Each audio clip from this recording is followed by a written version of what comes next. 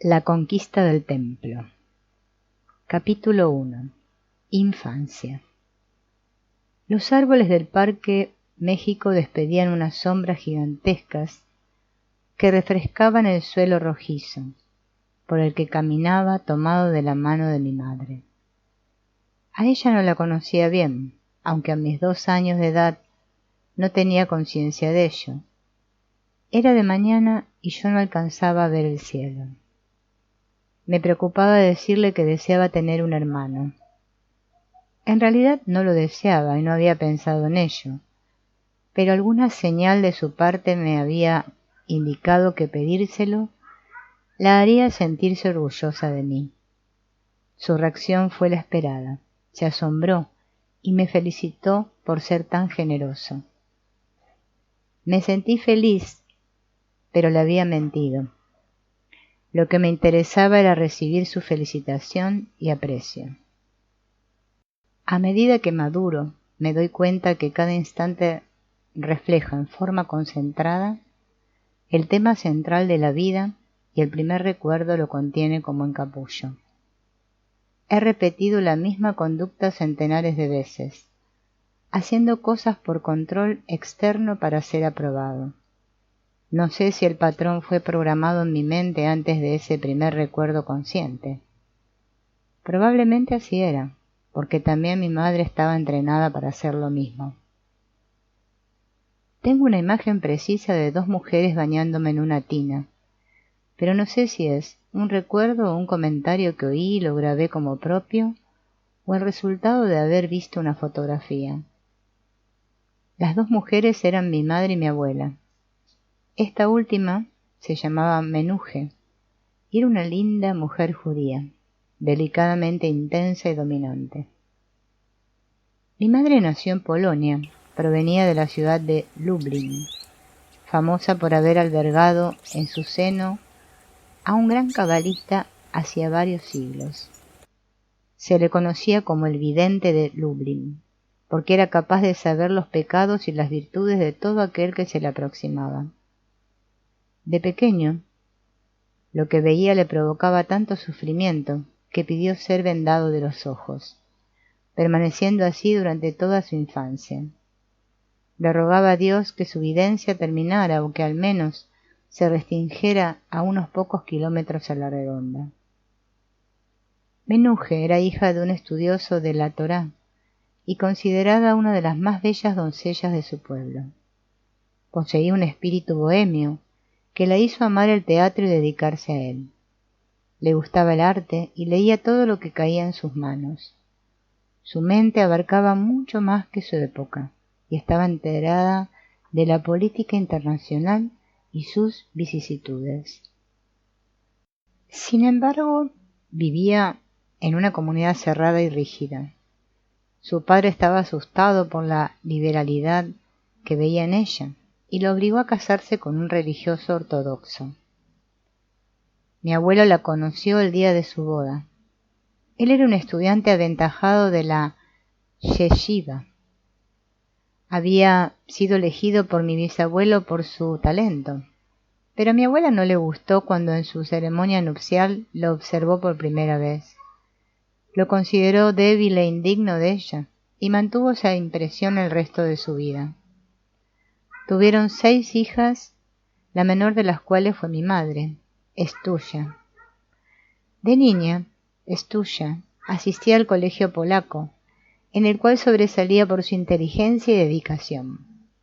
Como premio la nombraron portadora de la bandera nacional en una celebración a la que asistió el presidente de Polonia. Al pasar junto a ella, los nervios la traicionaron y dejó caer la insignia precisamente sobre la cabeza del presidente. Todos contuvieron el aliento esperando una represalia. La niña era judía y aquello podía haberse interpretado como un atentado. En lugar de eso, el presidente se le acercó y la consoló diciéndole que un accidente le podía suceder a cualquiera. Mi padre, Abraham, provenía de otra aldea polaca, Sokolov. En ella su padre era un pudiente comerciante judío en pieles, que obligaba a su hijo a asistir en la madrugada al Heder, ya nevara o lloviera, para recibir un entrenamiento rígido que el niño odiaba. Le gustaba la nieve y lanzarse en un trineo por las laderas heladas era su mejor diversión. Se había construido uno de madera, imitando los lujosos trineos de los hijos de los terratenientes polacos.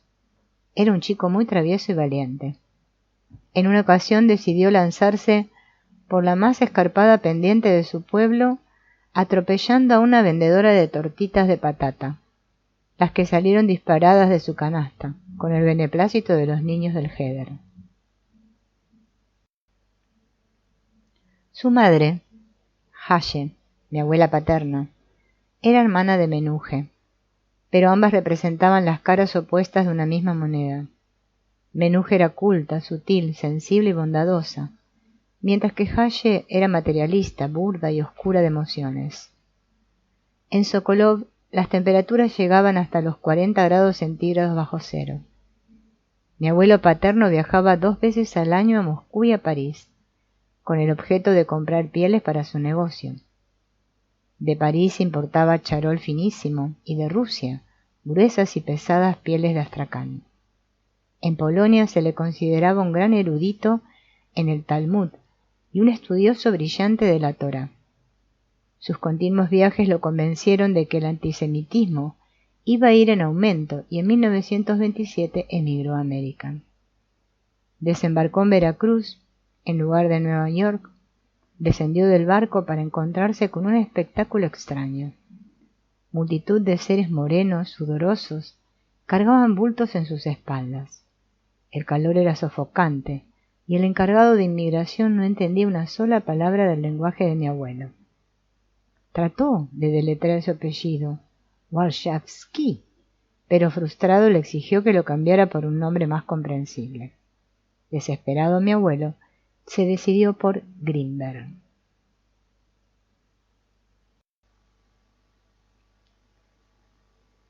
Durante un año vivió en una pensión para inmigrantes judíos y poco a poco restableció su comercio en pieles, con el objeto de traer a la familia al mundo nuevo. Haye esperaba noticias y cuando recibió la buena nueva de partir, tomó un trineo guiado por un caballo polaco y trasladó en él a sus 3 hijas y a mi padre a la estación de trenes. Sus hermanas adoraban a mi padre y lo envolvieron con las más gruesas pieles y 2 pares de guantes para evitar que se enfriara. Mi abuela se enfundó en su más costoso abrigo de caracola y en poco tiempo estaban en Varsovia. Allí esperaron otros 3 meses hasta recibir los boletos del barco que los llevaría a Veracruz. La comunidad judía mexicana deseaba que mi abuelo se convirtiera en su rabino, pero éste lo dominaba la necesidad de hacer dinero para Haye y pronto pudo abrir una sucursal de su negocio en pieles. El dominio femenino ha sido un tema recurrente en mi familia. Haye era la principal protagonista de este. A su esposo le demandaba más y más lujos a los que él accedía por temor. Por su parte, Menuge dominaba a mi abuelo materno por su altura intelectual y personalidad carismática. En Lublin, éste había logrado construir un edificio en el cual vendía un sinnúmero de mercancías. Cuando el antisemitismo recrudeció, recibió una invitación por parte de su concuñado para trasladarse a América. Accedió después de muchas dudas, pero una de sus hijas decidió quedarse en Polonia, lo cual le costó la vida a manos de los nazis. El frío tremendo de Polonia contrastaba con el calor excitante de México, y en esa temperatura los 2 primos hermanos, Stuya y Abraham, se comenzaron a conocer. Mi padre se llevaba muy bien con su tía Menuge y sus hijas, y a través de los años se estableció una amistad afectuosa entre mi padre y mi madre. Ella salía con un pretendiente que estaba profundamente enamorado de su belleza e inteligencia, pero la efervescencia del reconocimiento seductor, cálido y excitante de la misma sangre en su primo hermano venció ese amor y un día ambos se percataron que no podían vivir uno sin el otro. cayeron en una pasión ardiente, se veían a sí mismos cuando veían los ojos del otro, y una ansiedad extraña los unió, fundiéndolos en la misma sangre. La familia miró extrañada lo que acontecía, sin embargo lo aceptaron, al sentir la fuerza que animaba a los dos enamorados. En un excepcional signo de generosidad, Haye convenció a su marido de hacer una sociedad con su hijo, pero se arrepintió 3 meses antes de la boda. Mi padre se enfureció y comenzó a competir con mi abuelo, hasta que Haye volvió a intervenir convenciendo a su hijo de abrir una zapatería para así evitar una ruptura mayor.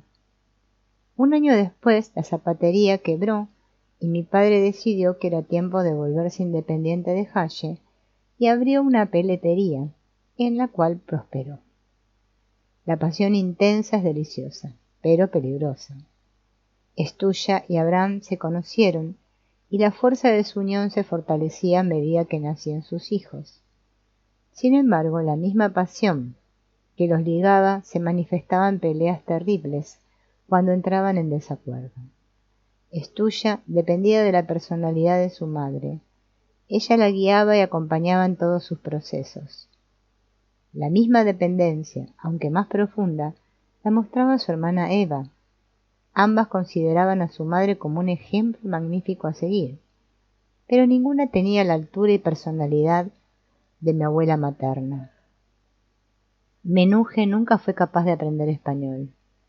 Mascullaba algunas palabras, mezclándolas con el yiddish y el polaco, por lo que sus 2 hijas la ayudaban siempre que iba de compras o trataba con hispanohablantes. Mis 2 abuelos asistían a la misma sinagoga en las calles de Ámsterdam. Allí me llevaban de pequeño, y todavía recuerdo a los ancianos de grandes barbas meciéndose en los rezos, envueltos en sus inmensos talits de rayas negras con fondo blanco. Todo era majestuoso durante el rezo y la atmósfera se llenaba de palabras sagradas, cantos y lamentos, que yo sentía como reflejos de un mundo ajeno a la tierra, sagrado y espiritual. Las 2 hermanas, Menuge y Haye, no se llevaban bien. Siempre se criticaban y competían por asuntos que yo no entendía.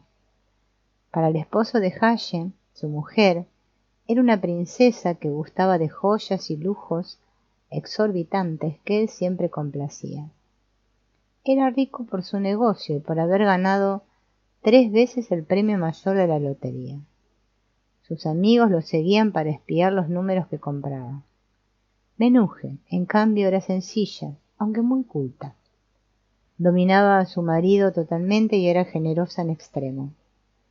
Siempre había dulces para sus nietos y dinero de domingo que arrebataba de los bolsillos de mi abuelo, provocando su enojo y nuestro regocijo. Antes de su matrimonio, mi madre se adaptó maravillosamente a México. Vivía en el centro de la ciudad y asistía a la preparatoria nacional, mientras su hermana, Ida, terminaba la carrera de medicina. Se parecían tanto que los maestros no las podían distinguir.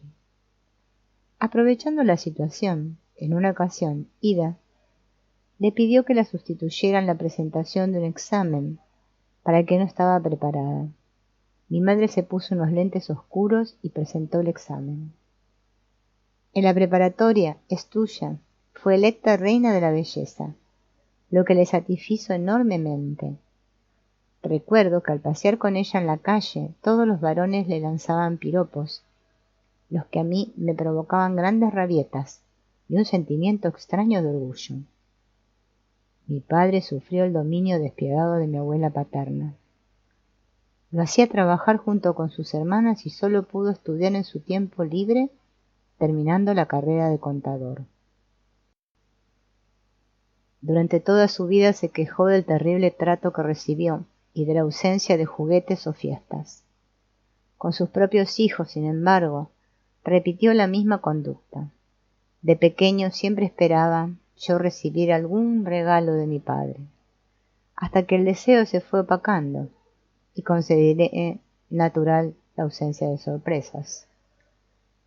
Entendí mucho después que en la vida repetimos innumerables veces nuestros propios aprendizajes tempranos, hasta que nos damos cuenta de la existencia de un patrón o programa. Si tenemos suerte y fortaleza, lo podemos modificar, pero siempre parcialmente. Mi infancia no fue infeliz. Mi madre sufría de una preocupación obsesiva con respecto a mi salud y me prodigó exagerados cuidados, echándome a perder.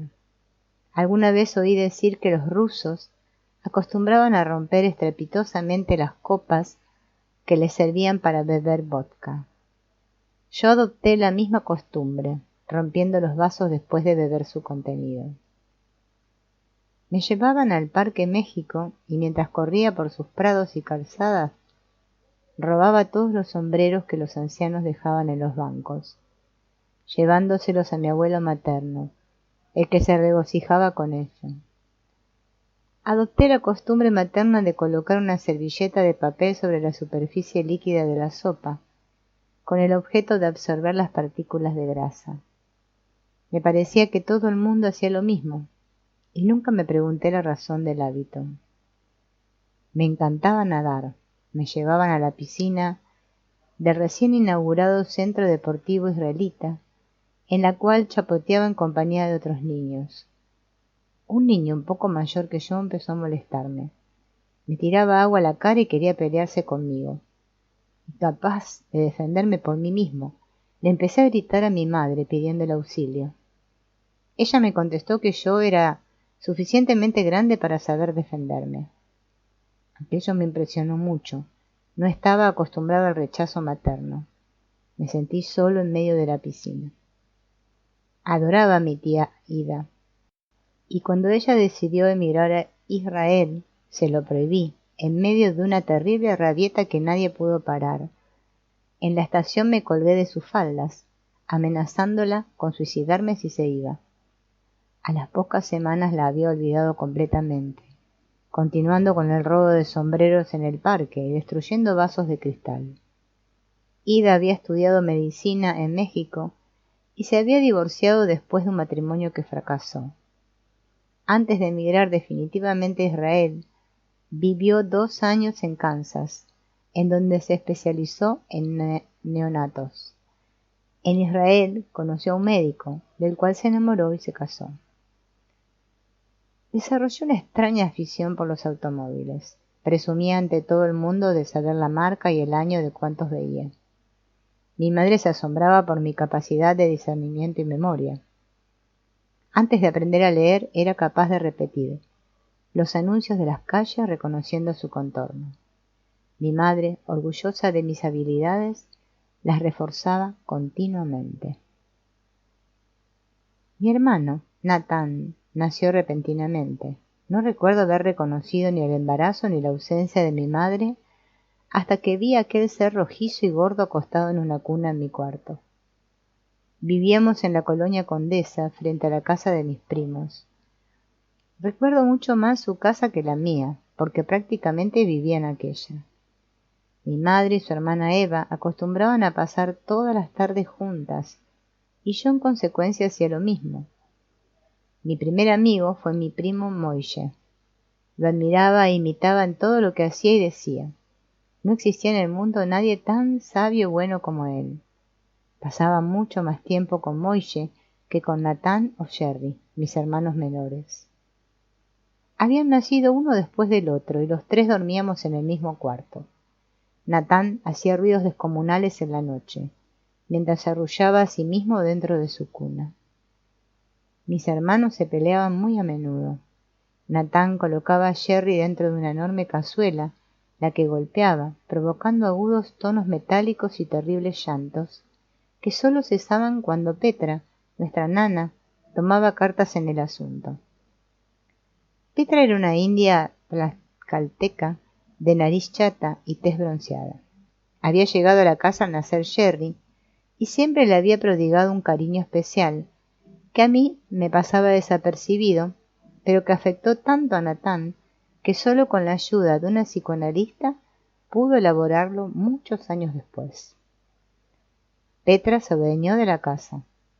A mí me vestía de pantaloncillos cortos para mandarme a la escuela, con el beneplácito y anuencia de mi madre y la burla despiadada de mis compañeros de kinder. Asistía al Colegio Israelita de México en las calles de San Lorenzo. Mi padre había asistido al mismo colegio, y en él estudiábamos los hijos de los primeros inmigrantes judíos. Sokolov había sido la aldea polaca en la cual mi padre vivió sus primeros años, y ahora la Ciudad de México nos criaba a nosotros sus hijos. Mi abuelo materno se levantaba de madrugada para ir a la sinagoga, mientras su mujer preparaba un desayuno kosher, casi siempre consistente en queso blanco que ella misma preparaba. También fabricaba un vino casero delicioso, que siempre se servía en las festividades religiosas. En ellas toda la familia se reunía alrededor de una gran mesa del departamento diminuto que ocupaban mis abuelos maternos. Se pulía el samovar de plata y se servía la más sabrosa comida judío-polaca que he probado. Aunque la mesa brillaba por las copas de cristal y la plata, nunca se comparaba con los banquetes que preparaba Haye. Las dos abuelas competían por preparar suculentos platos, cada vez más abundantes, que a todos nos dejaban más que saciados. Pero Haye era rica y Menuje pobre, y el departamento de la primera 5 o 6 veces mayor que el de la segunda. Sin embargo, a mí me gustaba mucho más ir a la casa de Menuje, en la que la atmósfera era cálida, tierna y siempre llena de profundidad, mientras que la de Haye solo sobresalía por su lujo. Todos los sábados mi padre me llevaba a la casa del suyo para recibir la bendición sabatina. Mi abuelo colocaba su mano derecha sobre mi cabeza y repetía en voz baja un rezo impresionante, repleto de mística. Yo no osaba moverme durante el acontecimiento, y al terminar éste suspiraba sobresaltado. La competencia entre las dos abuelas se infiltró en las dos familias, incluyendo a mi padre y a mi madre. Aquel siempre me invitaba a acompañarlo a hacer deportes, pero yo me negaba y me quedaba con mi madre. Yo sentía que mi madre era mejor y su familia más fina, bondadosa y dulce. En cambio, la familia de mi padre me parecía primitiva y burda. No sé cómo llegó hasta mí la fricción entre ambos bandos, pero era clarísima su existencia y también mi decisión en favor de la parte materna. A mi padre le ofendía que yo no quisiera acompañarlo, aunque jamás me verbalizó su descontento.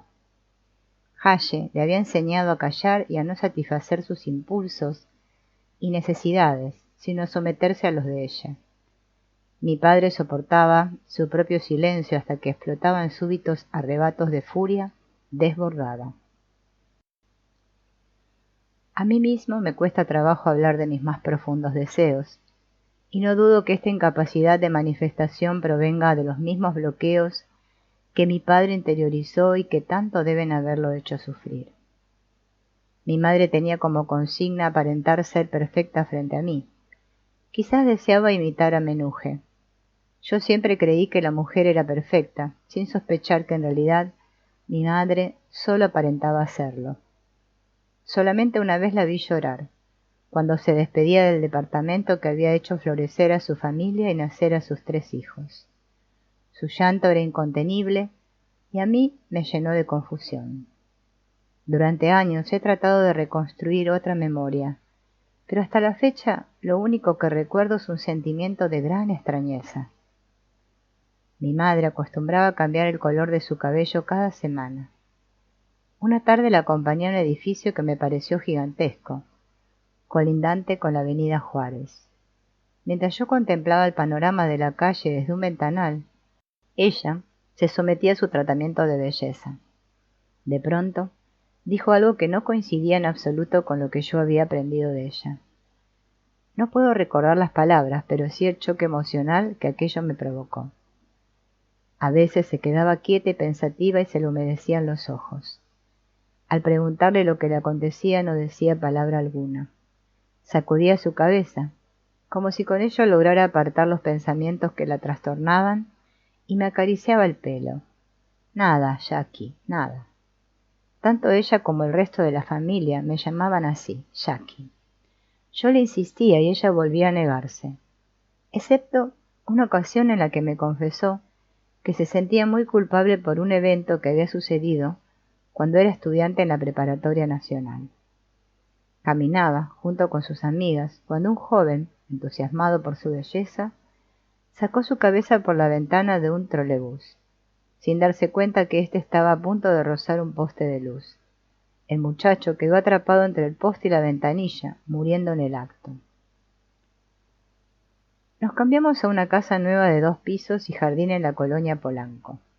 En esos años la zona estaba casi despoblada, por lo que nos rodeaban terrenos baldíos. Max, el esposo de Eva, se burlaba de nosotros, diciéndonos que habíamos decidido ir a vivir a un rancho. No recuerdo a Max sin sus constantes burlas y comentarios irónicos. Era muy rico, después de haber pasado por una infancia y una juventud atroces en Polonia. Su presencia siempre inspiraba al estar junto a un ser superior, intolerante con cualquier muestra de irresponsabilidad.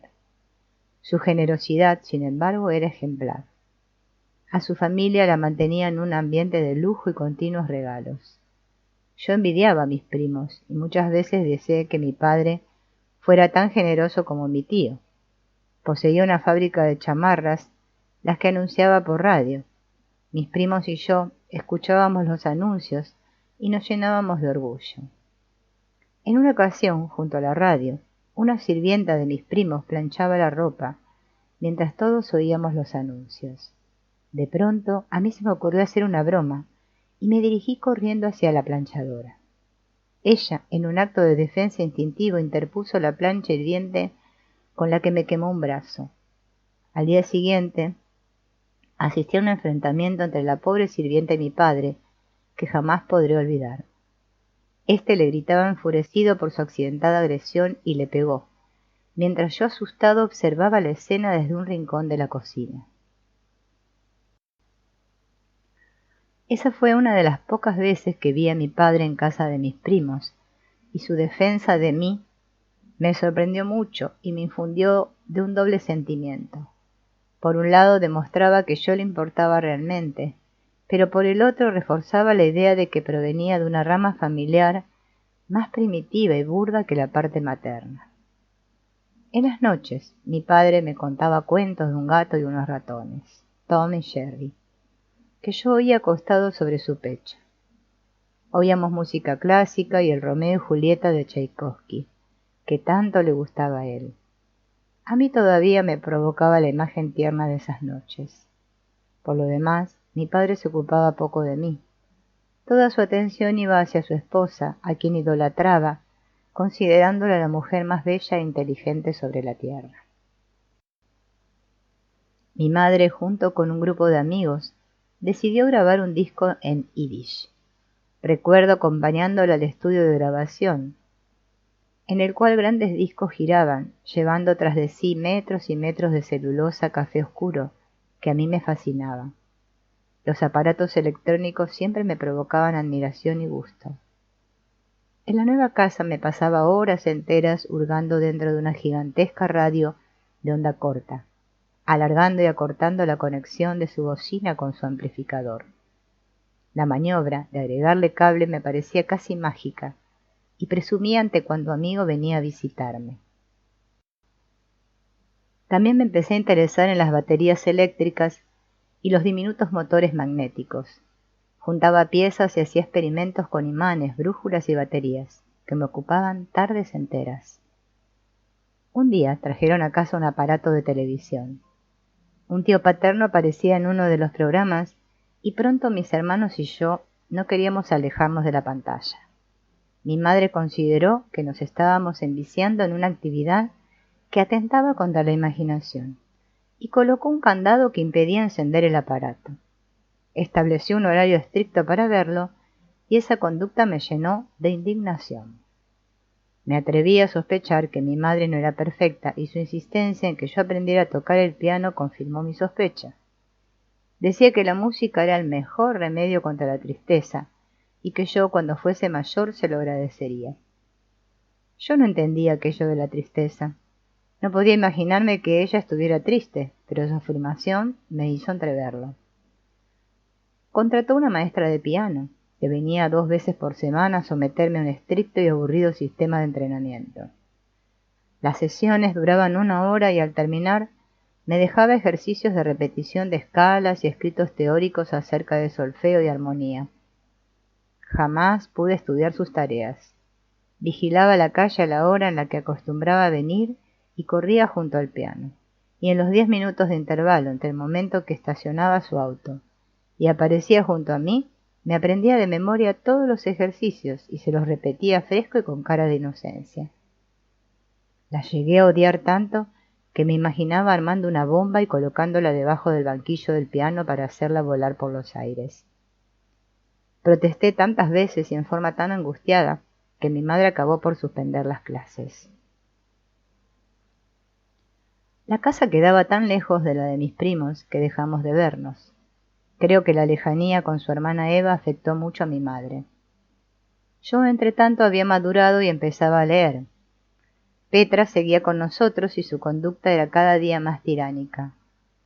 En la vieja casa yo había atentado en su contra, escondiendo y después rompiendo un billete de 100 pesos que mi padre había dejado para el gasto. Los pedazos los había enterrado en una maceta del balcón del departamento. Petra los había encontrado desenmascarándome. Creo que a partir de ese momento dejó de confiar en mí. Me regañaba a menudo y pronto comencé a temerla. Adquirí la costumbre de chuparme el dedo pulgar. Mientras lo hacía, jugaba con el cuello de mi camisa, hasta que éste quedaba deshilachado. Petra no me lo podía perdonar y cada vez que regresaba de la escuela me revisaba y regañaba. Les enseñé a hacer lo mismo a Natán y a Jerry, y los tres nos pasábamos horas viendo la televisión, chupándonos el dedo y destruyendo los cuellos de nuestras camisas. Natán era un niño gordo y completamente rubio, a quien los fotógrafos de la colonia gustaban retratar.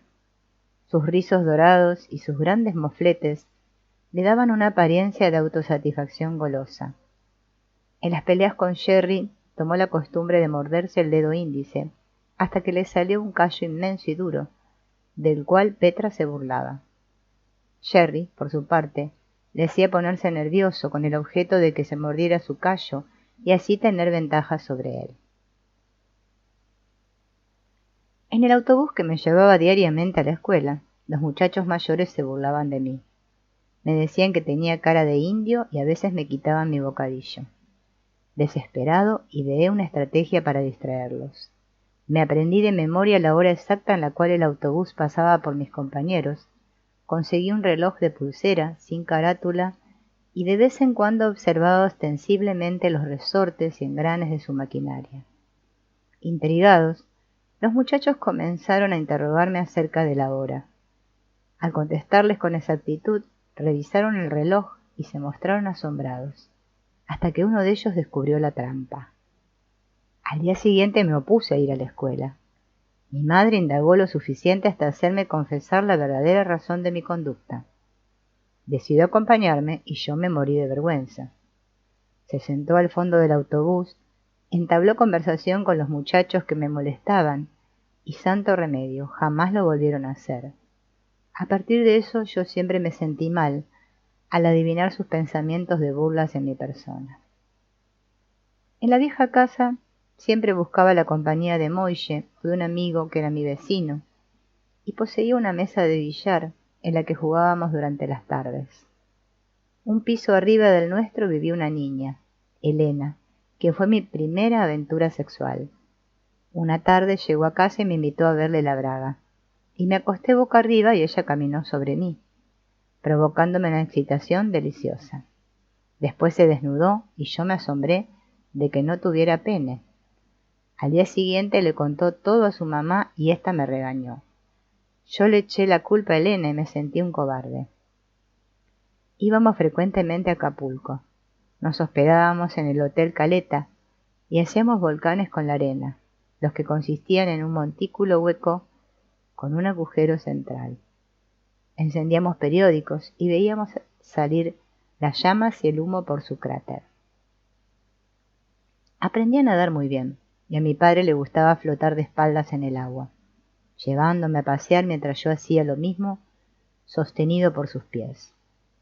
Alquilábamos una tablita y remábamos mientras el sol nos bronceaba y el agua nos refrescaba. A veces me alquilaban un visor y sostenido por la tablita veía el fondo del mar. Recuerdo a un pescador de corales que siempre encontrábamos. Sobre su tablita traía montañas de conchas y corales que me fascinaban por sus formas y colores. Cuando Natán y Jerry pudieron acompañarnos, alquilábamos una casa y nos llevábamos a Petra, quien cocinaba y se negaba a meterse en el mar. Yo siempre esperaba esos viajes. Mi padre nos despertaba en la madrugada, antes de que saliera el sol. El camino lleno de estrellas y la frescura de la noche me arrullaban hasta que cerca de Acapulco trataba de adivinar detrás de qué montaña estaba la costa. Cuando la superficie del agua aparecía con todos sus reflejos dorados, yo me sentía el niño más feliz del universo. Siempre veía el velocímetro y calculaba cuántos kilómetros habían transcurrido y cuántos faltaban, haciendo promedios de velocidad. En la carretera que bordeaba Puerto Marqués, recuerdo haber sido testigo de una de las terribles discusiones entre mis padres. Yo no soportaba sus gritos y lo único que me aliviaba era la vista de la bahía, con una gran boya que flotaba plácidamente en su centro.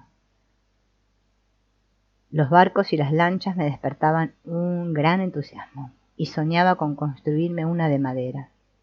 Tenía todo planeado para su hechura.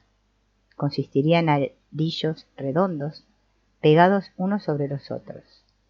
Nunca pude volver realidad mi sueño, pero la fantasía del armado era suficiente para proporcionarme un gran placer. En el hotel subía hasta la azotea y desde allí lanzaba avioncitos de papel, los que veía planear lentamente haciendo círculos hasta que se perdían en la playa. En la nueva casa también me subía a la azotea y estaba seguro de que volaría si me lanzaba al vacío. Nunca me atreví a intentarlo. Mi fantasía había surgido de la lectura de las historietas de Superman. Esas y las de Rico M. C. Pato me encantaban. Pero mi madre me regañaba porque consideraba que los dibujos atrofiaban mi imaginación. Esta era muy aguda y se despertaba ante cualquier pretexto. Entre los 8 y los 9 años adquirí una costumbre muy extraña. De pronto oía una voz que me ordenaba acercarme a los libros y colocar las manos encima de ellos. Me decía que el conocimiento impreso se me incorporaría. Al oír la voz dudaba, pero después obedecía. Repetía la conducta con cuanto libro me interesaba, sobre todo las enciclopedias y los grandes volúmenes de física, psicología y medicina. En las noches soñaba que me encontraba en el interior de una nave espacial. Me sentaba en una silla y un ser extraño se me acercaba y colocaba unos cables en mi cabeza. Después me mostraba una gran cantidad de conocimientos que eran absorbidos por mi cerebro. El mismo sueño se repetía tantas veces que me llegó a parecer natural. Ese ser era mi maestro y me enseñaba utilizando el procedimiento más directo e inimaginable. Por las mañanas recordaba algunas imágenes del sueño, que después descartaba al considerarlas producto de mi fantasía. Una tarde, en el jardín, me quedé paralizado al ver una luz en el cielo. Mi padre se me acercó, intrigado por mi inmovilidad, y yo seguí sin moverme durante varios minutos. De más pequeño algo similar aconteció en el patio de mi tía Eva, con la excepción de que empecé a gritar, diciendo que acababa de ver una nave espacial. Por supuesto que nadie me creyó y yo sentí que había dicho una gran mentira. El mismo ser que me enseñaba dentro de su nave me dijo que yo escribiría una gran cantidad de libros. En ocasiones, al caminar por la calle, los ruidos de los coches se alargaban y mis pasos adquirían una cadencia pastosa. Era una sensación parecida a estar nadando en crema. A nadie le conté lo que me sucedía y todas esas experiencias las resguardé dentro de mi mente. Había algo dentro de mí, sin embargo, que no me dejaba fantasear demasiado. Era una especie de pared oscura que no podía atravesar. Desde muy pequeño fui consciente de su existencia y me propuse conquistarla costase lo que costara. En las noches, a veces, sentía estar cerca de una especie de globo, el que flotaba junto conmigo. Una noche vi en la esquina de mi cuarto una calavera de ojos rojos brillantes. Grité desesperado, pero nadie me creyó. Debajo de la escalera encontré una pequeña moneda que me pareció muy hermosa. Se la mostré a mi madre y ella se escandalizó. En una de sus caras estaba grabada una cruz llamada nazi. No entiendo qué es lo que hacía allí, ni su relación con la calavera. A veces he pensado que la terrible enfermedad que consumió a mi madre años más tarde tenía alguna relación con la moneda, aunque la razón fue realmente distinta. Ella estaba entrenada para no mostrar imperfecciones. Teníamos prohibido entrar a la sala o al comedor, no fueran a ensuciarse para las visitas. Las imperfecciones había que ocultarlas. Y puesto que el único ocultamiento posible es en el interior del propio cuerpo, poco a poco carcomen, y lo que no se muestra va deteriorando tejidos o sensibilizándolos hasta perder su diferenciación. Cuando se madura, se individualiza. La perfección por mandato implica no diferenciarse. Es necesario calzar en un modelo inhumano que es idéntico siempre, que no admite cambios, que oculta y despersonaliza.